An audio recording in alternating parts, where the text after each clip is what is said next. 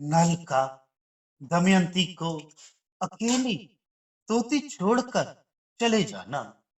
नल ने कहा, प्रिय, इसमें संदेह नहीं कि विदर्भ राज्य जैसे तुम्हारे पिता का है, वैसे मेरा भी है। तथापि आपत्ति में पड़ा हुआ मैं किसी तरह वहां नहीं जाऊंगा। एक दिन मैं भी समृद्धशाली राजा था। उस अवस्था में वहां जाकर मैंने तुम्हारे हर्ष को बढ़ाया था, और आज उस राज्य से वंचित होकर केवल तुम्हारे शोक की वृद्धि कर रहा हूं। ऐसी दशा में मैं वहां कैसे जाऊंगा? वृद्धश्मुनि कहते हैं, राज, आधे वस्त्र से ढकी हुई कल्याणमयी दमयंती से बार बार ऐसा कहकर राजा नल ने उसे सांत्वना दी, क्योंकि वे दोनों एक ही वस्त्र से अपने अंगों को ढककर इधर उधर घूम रहे थे।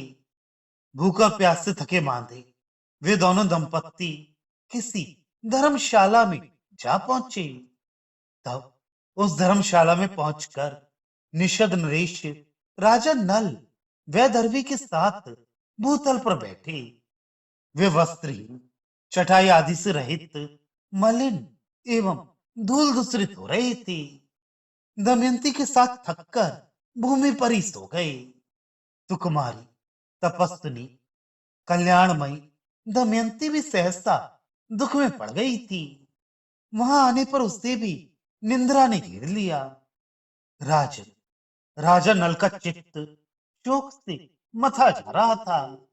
वे दमयंती के सो जाने पर भी स्वयं पहले की भांति सो न सके। राज्य का अपहरण, सुहृदों का त्याग और वन में प्राप्त होने वाले नाना प्रकार के क्लेश पर विचार करते हुए वे चिंता को प्राप्त हो गए। वे सोचने लगे, ऐसा करने से मेरा क्या होगा, और ये कार्य ना करने से भी क्या होगा?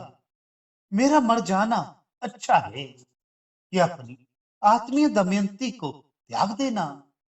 ये मुझसे इस प्रकार अनुरक्त होकर मेरे ही लिए दुख उठा रही है। यदि मुझसे अलग हो जाए तो ये कदाचित अपने स्वजनों के पास जा सकती है। मेरे पास रहकर तो ये पतिव्रता नारी निश्चय ही केवल दुख भोगेगी। यद्यपि इसे त्याग देने पर एक संशय बना रहेगा, तो भी ये संभव है कि इसे कभी सुख मिल जाए। राजन नल अनेक प्रकार से बार बार विचार करके एक निश्चय पर पहुंच गए, और दमयंती का परित्याग कर देने में ही उसकी भलाई मानने लगे।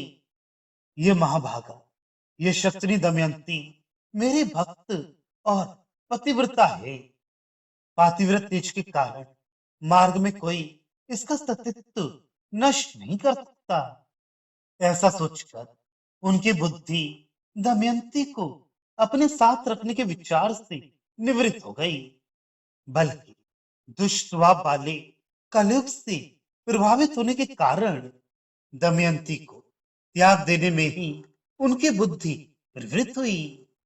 तदनंतर राजा ने अपनी वस्त्रहीनता और दमयंती की एक वस्त्रता का विचार करके उसके आधे वस्त्र को फाड़ लेना ही उचित समझा। फिर ये सोचकर कि मैं कैसे वस्त्र को काटूं जिससे मेरी प्रिया की नींद ना टूटे, राजा नल धर्मशाला में नंगे ही इधर उधर घूमने लगे। भार इधर उधर दौड़ धूप करने पर राजा नल को उस सभा भवन में एक अच्छी सी नंगी तलवार मिल गई। उसी से दमयंती का आधा वस्त्र काटकर परमतप नल ने उसके द्वारा अपना शरीर ढक लिया, और अचित होती हुई विदर्भ राजकुमारी दमयंती को वहीं छोड़कर वे शीघ्रता से चले गए। कुछ दूर जाने पर उनके हृदय का विचार पलट गया, और वे पुनः उसी सभा भवन में लौट आए। वहां उस समय दमयंती को देखकर निषद नरेश नल फूट फूट कर रोने लगे।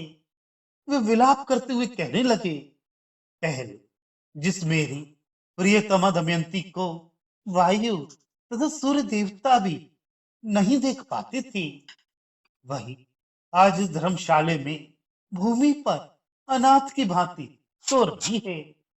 ये मनोहर हास्य वाली सुंदरी वस्त्र के आधे टुकड़े से लिपटी हुई सो रही है। जब इसकी नींद खुलेगी, पगली सी होकर न जाने ये कैसी दशा को पहुंच जाएगी। ये भयंकर वन हिंसक पशुओं और सर्पों से भरा है। मुझसे बिछुड़कर शुभ लक्षणा सती दमयंती अकेली इस वन में कैसे विचरण करेगी। महाभागे, तुम धर्म से आवृत हो। आदित्य, वसु, रुद्र, अश्विनी कुमार और मरुतगण, ये सब देवता तुम्हारी रक्षा करें।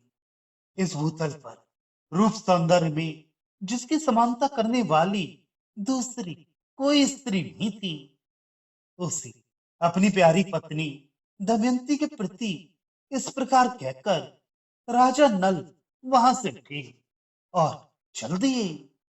उस समय कली ने इनकी विवेक शक्ति हर ली थी।